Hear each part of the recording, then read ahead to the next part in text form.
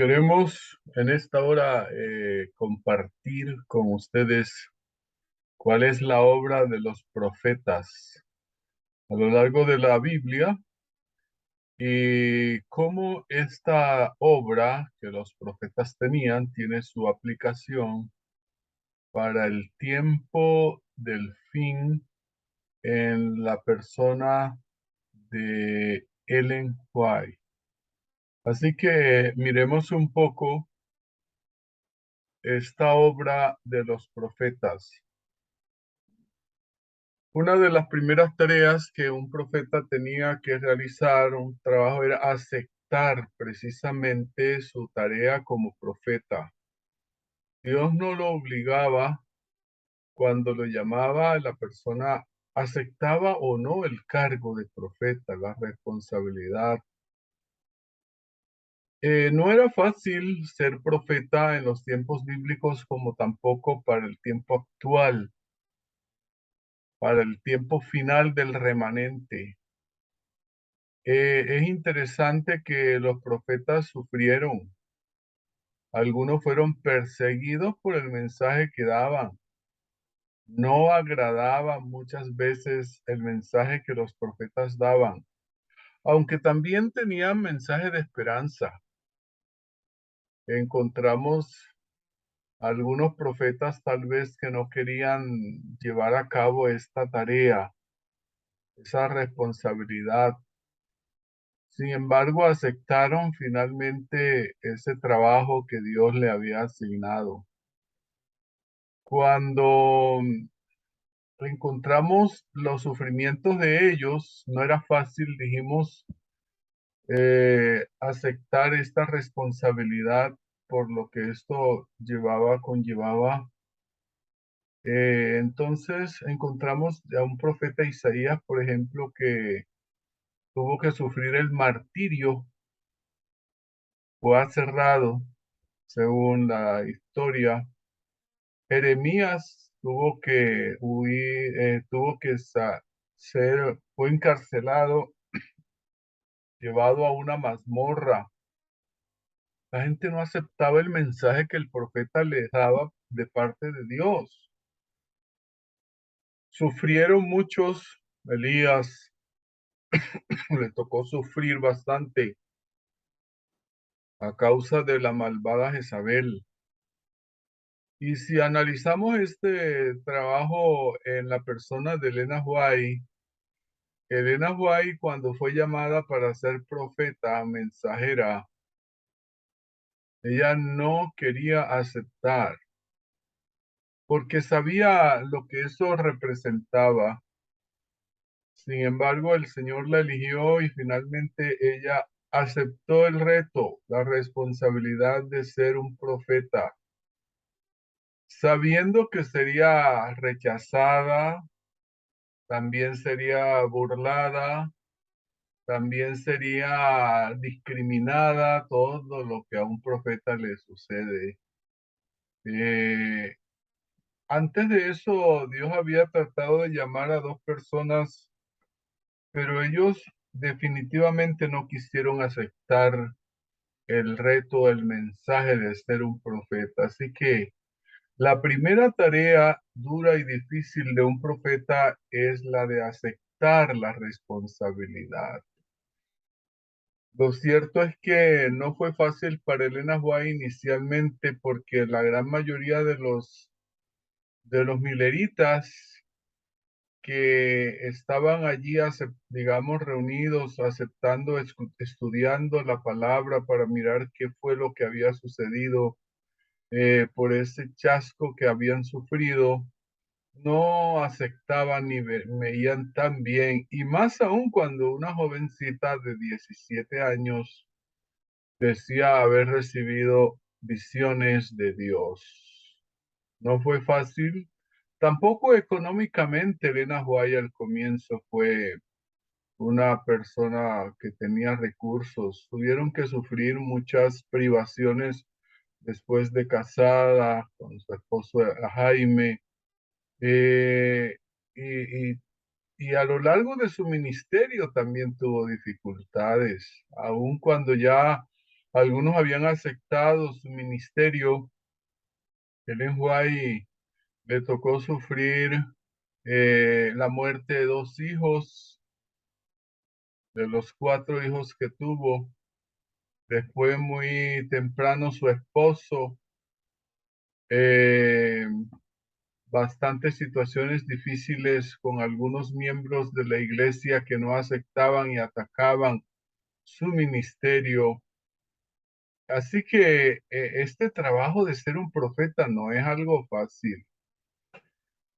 Segundo trabajo de un profeta es direccionar al pueblo de Dios. Dios levanta profetas porque el pueblo necesita dirección, necesita un liderazgo, necesita un guía, necesita un orientador que lo ayude.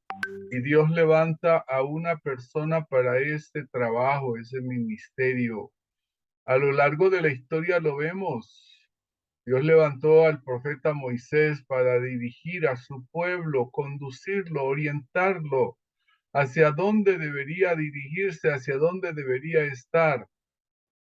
Entonces, el Señor levanta profetas para orientar, organizar, ordenar a su pueblo.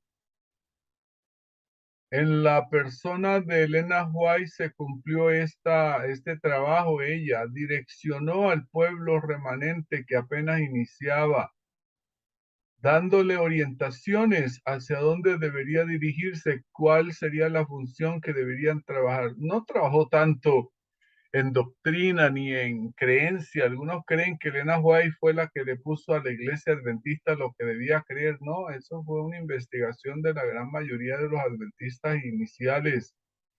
Elena White orientó y direccionó hacia la misión y hacia otros aspectos. El orden, la organización, pues era un mensaje que Dios le había dado a su pueblo a través de esta mujer.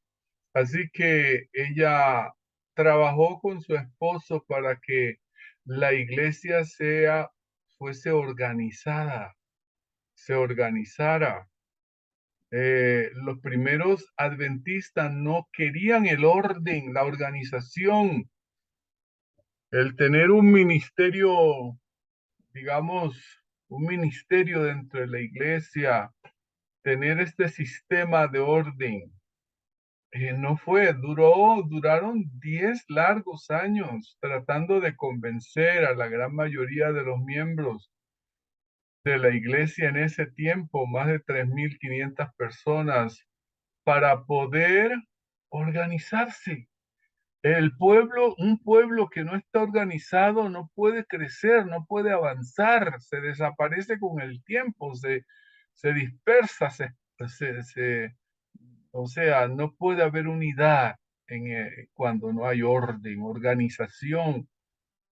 Al final aceptaron, los que se oponían tuvieron que aceptar que sin la orden, la organización, debe haber una estructura, debe haber una manera de trabajar, funcionar, cómo va una iglesia, un pueblo, y más de Dios, que es un Dios de orden, que el orden es la primera ley del cielo, podía trabajar de manera cada uno por su lado. Entonces se establece la organización adventista que hasta hoy ha funcionado.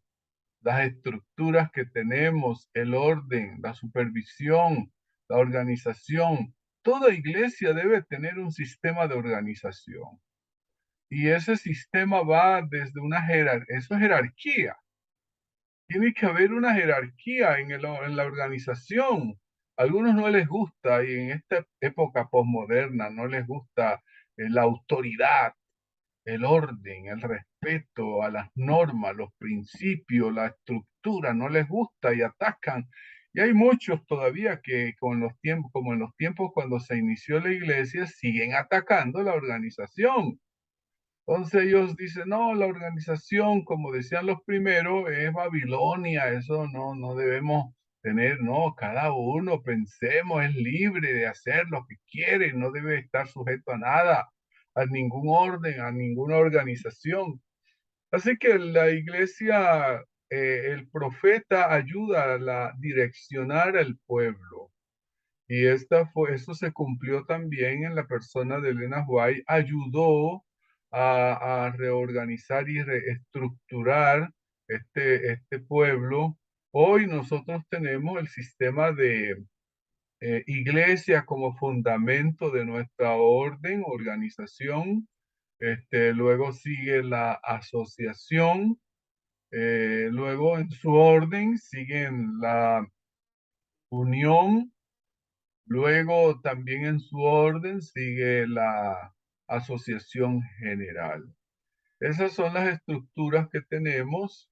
Eh, También tenemos, además de el orden que tenemos, hay un cuerpo organizado de pastores. Ese ministerio que Dios también estableció para su iglesia final. Tenemos ese sistema de pastores ordenados con funciones que deben desempeñar en la iglesia. Y tenemos la manera como se distribuye el dinero, que ese es otro asunto de una iglesia. Una iglesia está estructurada por el orden, la organización, el sistema mismo de ministerio, del ministerio. Tenemos también los recursos, una misión. Tenemos, digamos, el capital, digamos, un capital que son las estructuras, los templos como tales, y hay unas reglas establecidas. Todo esto lo conforma una iglesia. Una iglesia sin esto no puede funcionar. La iglesia adventista, en el aspecto del manejo de los recursos, Dios le dio a través de su profeta cómo deberían manejarse los recursos de la iglesia. No es que yo me enriquezco pidiéndole plata a la gente. Si hay una iglesia que sabe manejar el dinero, es la iglesia adventista, a pesar de las fallas que pueden ocurrir. Pero la iglesia adventista no es que el pastor se enriquece. La iglesia tiene una estructura bien hecha para usar estos recursos, llámese diezmo, llámese ofrendas, para predicar el evangelio. Entonces, cada pastor recibe su salario, dependiendo de cada país se coloca, no para vivir derrochando las cosas, ni tampoco para vivir pidiendo. Es más o menos el recurso suficiente como para sobrevivir. Así que el pastor no anda pidiéndole plata a la gente y enriqueciéndose. Todo esto va a un fondo que se distribuye para las necesidades de cada pastor y para levantar los templos. Ahí están las ofrendas que los hermanos dan para este fin. Así que el orden, la dirección del pueblo de Dios desde un comienzo, guiado por el profeta, fue de gran beneficio para la iglesia adventista. En tercer lugar, la misión de un profeta es presentar a Cristo y su misión salvífica. Uno lo ve a lo largo de la Biblia, uno ve que la gran mayoría de los profetas lo que hacen es exaltar a Jesús. En el pasado, en el Antiguo Testamento, un Jesús futuro que iba a venir, su obra salvífica, exaltar a Cristo. El mensaje principal de todo profeta es exaltar a Jesús, porque esa es la razón de ser del profeta, presentar a Cristo, la misión salvífica.